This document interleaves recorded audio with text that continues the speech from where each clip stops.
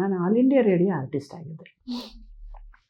ಅಲ್ಲಿ ಹೇಗೆ ಶ್ರೋತೃಗಳನ್ನು ಹಿಡಿಬೇಕು ಥ್ರೂ ಯುವರ್ ವಾಯ್ಸ್ ಅನ್ನೋದು ಬಹಳ ಮುಖ್ಯ ಅಲ್ಲಿ.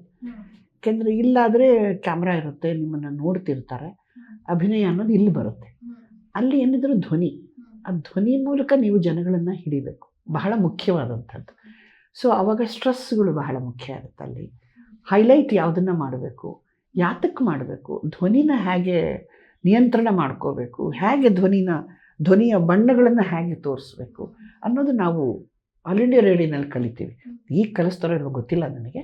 ನಾನು ಭಾಳ ವರ್ಷಗಳ ಹಿಂದೆ ನಾನು ಆಲ್ ಇಂಡಿಯಾ ರೇಡಿಯೋನಲ್ಲಿ ಒಬ್ಬ ಆರ್ಟಿಸ್ಟ್ ಆಗಿದ್ದರಿಂದ ಅಲ್ಲಿ ನನಗೆ ಹೇಳ್ತಾ ಬರೋರು. ಸೊ ಅದು ನನಗೆ ಡಬ್ಬಿಂಗಿಗೆ ಬಂದಾಗ ಬಹಳ ಹೆಲ್ಪ್ ಮಾಡ್ತು. ಏಕೆಂದರೆ ಡಬ್ಬಿಂಗ್ನಲ್ಲಿ ನಮಗೆ ಅವರ ಲಿಪ್ಪು ಕಾಣಿಸ್ತಾ ಇರುತ್ತೆ ಅಷ್ಟೇ, ಅವ್ರನ್ನ ನೋಡೋದು ಇಲ್ಲ ನಾನು. ಏಕೆಂದರೆ ನನಗೆ ಲಿಪ್ ಬಹಳ ಮುಖ್ಯ, ಅವರ ಧ್ವನಿ ಮುಖ್ಯ, ಪ್ಲಸ್ ಸ್ಕ್ರಿಪ್ಟ್ ಮುಖ್ಯ. ಸ್ಕ್ರಿಪ್ಟಲ್ಲಿ ಅಂದರೆ ಸಂಭಾಷಣೆ ಬಹಳ ಮುಖ್ಯ ಆಗುತ್ತೆ. ಆ ಸಂಭಾಷಣೆನ ಎಲ್ಲಿ ಲಿಪ್ ಸೇರುತ್ತೆ, ಮಾ, ಬಾ, ಪ ಇವು ಸೇರುತ್ತೆ.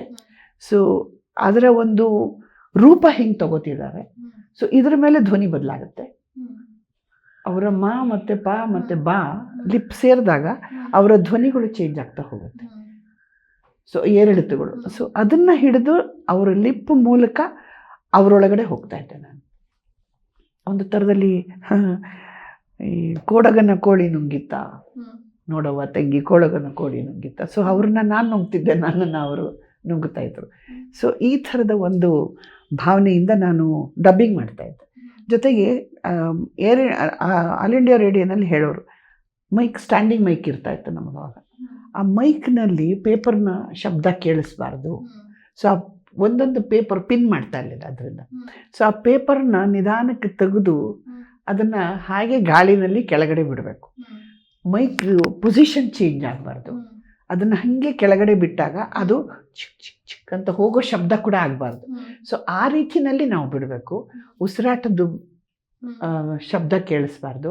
ಬಟ್ ಎಲ್ಲಿ ಉಸಿರು ಶಬ್ದ ಕೇಳಿಸ್ಬೇಕು, ಎಲ್ಲಿ ಕೇಳಿಸ್ಬಾರ್ದು, ಇದನ್ನೆಲ್ಲ ಆಲ್ ಇಂಡಿಯಾ ರೇಡಿಯೋ ತಿದ್ದಿತ್ತು ನನಗೆ ಭಾಳ ಹಿಂದೆ. ಸೊ ಇದು ನನಗೆ ಡಬ್ಬಿಂಗ್ನಲ್ಲಿ ಭಾಳ ಹೆಲ್ಪ್ ಆಯಿತು. ಸೊ ಅಭಿನಯಕ್ಕಿಂತ ಆಲ್ ಇಂಡಿಯಾ ರೇಡಿಯೋ ನನಗೆ ತುಂಬ ಸಹಾಯ ಮಾಡಿದೆ.